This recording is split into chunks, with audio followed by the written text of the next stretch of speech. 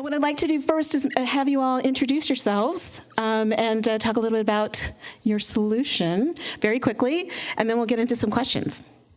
Hi, everyone. I'm MH Lines. I'm the CEO of Automaton. We're a test automation platform. So we're not only a cloud that was brought, a solution that, and a company that was brought to the cloud, but we are a product that was built for the cloud. Hi, my name is Kelly Sparks, and I am the founder and CEO of VMG Studios. VMG Studios is a multi-Emmy Award creative marketing agency. We specialize in, we're in the business of captivating minds for our clients and within content, so that's video design and animation. We didn't have a solution, so I'm one of the newer ones to the Accelerator program. Through the process, though, I created something called Engage, what I can talk about it now. Okay, so... Well, let's talk about it a little bit. A little bit? Yeah. So going into the Accelerator program without any idea at all, but knowing what the problem was in my industry, and that's noise, content noise. Because you only have 2 seconds to capture your audience's attention, right? So Engage is a SaaS platform where the user can upload video and create interactions within the video and then publish it to the cloud. By creating interactions that are like gamified experiences, you capture your audience's attention. So I'm just at the very beginning where these ladies have gone a little bit further than I have because they started the program with something. Oh, thank you. Hi, I'm Dr. Sharon Davison, and my company was Red Sky. I am the CEO, and our company is a marketing and now a cloud technology firm. And we focused on actually taking the users through the customer journey and actually looking at the processes to make their businesses better and actually building tools to help people work in different areas. So even though we were marketing, we figured out ways to look at tools to help support our solutions. And I'm Jill Angelo. I'm the CEO and co-founder of Geneve. We're the first ever online clinic for women in menopause. We provide women and increase access to care by providing them telehealth-based appointments with practitioners. We provide them patient monitoring through our menopause assessment app, and we provide products and education around this phase of our health. Fantastic, thank you. Yes, what's really interesting about all of these solutions is that they are bringing in a woman's perspective into how to build them. And so I want to dig a little bit more into mindset. So let's go back a year when you were at the Women in Cloud Summit last year. What was your mindset then, right? And I'd also like to tie that into, why did you decide to do the Accelerator? I can start. So for us, it's like we had come to a point that we had exhausted all our relationships and we needed to build a new client base. And we were struggling to bring in new clients with the new offering. So for us, that's why we were like, wow, let's try this Women in Cloud and see what we can do. For us, we were building a digital health application online. So we were already a technology company.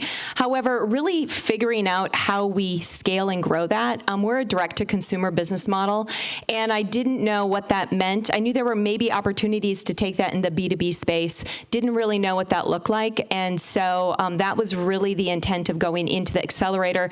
I didn't have a plan, and I kind of was like, I don't know what I'm going to get out of this, so there was a leap of faith there, but I'm certainly glad I took it. For me, I didn't even know what the Accelerator program was. I got an invitation from Wendy White 2 days before the event last year, and I love to network with women, so I said, I'm going to go, I'm going to put myself out there, and I didn't even know what Women in Cloud was. But I sat there like you guys all day long, inspired, and I'm going, I need to find a way to innovate my company, or I'm not going to be relevant. So I put it out there. After the event, I did what they said to do. I reached out to Gabriella, and I sent her an email, and she responded to me. She connected me to people. I met Karen Fassio. I got connected to Gretchen, and then I heard about the program, and I basically at that point decided, I needed to come up with the solution, and that's where we went into more of a brainstorming, innovation type conversation with our teams. Mine was a little closer to Jill's story. I knew I had a product that I actually desperately needed in my business on a day-to-day basis. And one of my leadership coaches encouraged me to apply for the Accelerator so it would help me bring me and the product to market as opposed to ideation. Yeah, so this one I'm going to throw over to Jill. So a key learning from your experience in the Accelerator and the impact it's had on your business. So, I didn't tell you the backstory on coming in. I called Chaitra and I said, I don't know how the Cloud Accelerator is going to help me, but, kind of help me figure it out. And the key learning that I got out of it was this, I came from technology. I thought I kind of knew the tech space. I worked at Microsoft a long time. What I learned out of the whole cloud, Women in Cloud Accelerator was really how to reposition my company to get deals. This accelerator was about giving me access to actual deals. I didn't need a supportive group of entrepreneurial women. There's lots of circles for that, and that's great. I needed deals. I needed to grow my business. And through the program and the partnerships that they set you up with, it delivered new access to players, healthcare systems, employers, and others in the B2B space that I hadn't really thought of. So it changed my mindset around how I position my solution for more of an enterprise sale versus the direct-to-consumer model I'd been in. Exactly. And this one for Sharon, hardest part about transitioning your business? I'd say the hardest part, it takes a lot longer than you anticipate. And it's a lot harder because where you think I came in thinking, well, we have a product, we can just build this, we can land new clients, and we can start selling this. It was a lot different than that because we found out it didn't work. So then we had to go back to the strategic and readdress everything we were doing in our company and say, okay, is this the right product that we're actually trying to push? Because we already had products. So for us, the hardest part was taking a look at the business and saying, is this really the right way to generate revenue, even though we had something? And what else could we do instead? Yeah, that's what I found in working with all of you. You had to do a lot of self-discovery, right? Because everyone had a precious thing, right? And of course it is. But is it going to last? Is it going to scale? Is it going to be here 10 years from now? Do you have a strategy that's going to continue to evolve? Is it dynamic enough for this environment that we're entering in? All these things really sort of break business models.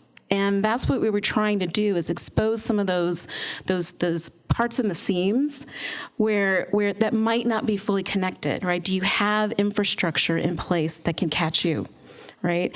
And in this particular scenario, a network that can activate you, right? That's one of the gems, I think, about what we've been able to build together. I'm going to put this one to Kelly.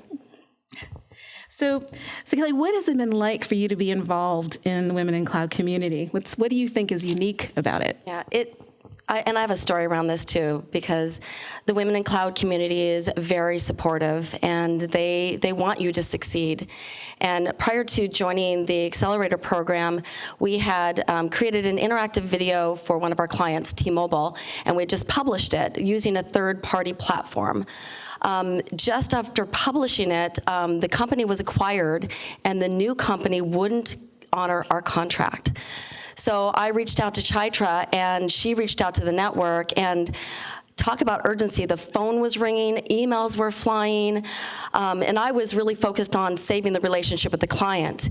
And they helped me come up with a solution, and within a couple of weeks, we hard-coded the video content. They helped us get it on Azure, where it's hosted right now, so T-Mobile is our first client on Azure. So it really was a great feeling to know that I wasn't there alone, and that I could reach out and get that support. And my life has changed ever since last year and joining the community, and just trying to find ways to then take our product and do something better than what we were using. So we saw the gaps in this platform we were using, and that's where Engage was born. Really, it's like looking at the gaps and going, we can do better, and we know how to make this work. So, and that's basically my story. Yeah, love it. And it's been so great. Let me tell you this. This is what I say. Women in Cloud has become a lifeline. It is amazing. I love hearing that. I love hearing that. That's what support looks like. It really does. And MH, I wish I would have known then what I know now. So this is where I say, I'm glad I didn't know then what I know now, or I never would have done it, right?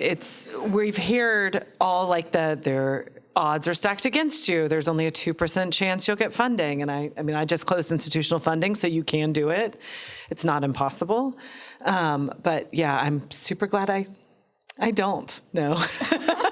It's going to be hard work. You're going to learn the whole way, but you've got to take a leap of faith. Ideally, do it with a great safety net, like especially Karen and Chaitra have been to us all, and then just go for it. I mean, know your shit before you do it. Know that your customer, your market, but it's good to not know how hard it'll be between here and making it. Does anyone else want? And I think on that point, it's good not to know the naiveness is a gift, but you will like yourself better on the back end. So just do it. Like, you're more courageous, you're fearless. Like, that's like the best feeling in the world, and that sets you up for no matter whatever you're going to do next, whether it's your startup or whether it's another role. And I want to add, be flexible. Be able to change when it doesn't work. Yeah. And don't beat yourself up if the first idea is a dud, because you can start over and do it again. You still have new tools in your toolbox that you can use that you didn't have before. And I would say have a team. Somebody maybe that is that has a little bit more tech knowledge. I think that the system and navigating through the partner network and everything was, kind of complicated for me, who's not in tech. But if I would have had somebody that was a little bit more, or maybe even if I would have talked to a Microsoft partner and learned a little bit more before starting, I could have focused more on the solution. I would have been about that much further than where I am right now. But you're going to get there. I am. Oh, yeah. You're going to get there. I am so proud of you guys. Really, really. That was hard. That was really hard work. I mean, there were times where we were everyone was kind of confused. And, and we just stayed with it, right? We just stayed with it. And we were lifelines, right, to help through that. We're going to wrap up so that we can move on to the next session. But before I do that, I just want to say congratulations to Sharon, because she has written a book that is available in the bookstore. You go, girl. Start, Build, Sell. These are her lessons in how to build business. And it is for new entrepreneurs, or as people that are in the corporate world as well. And it's more stories, and it's about the things that worked for me and didn't work. And it's a quick read, so I hope people will actually get it. It's on Amazon, and you can purchase it here. So thank you very much for that. Absolutely. Thank you. Thank you very much.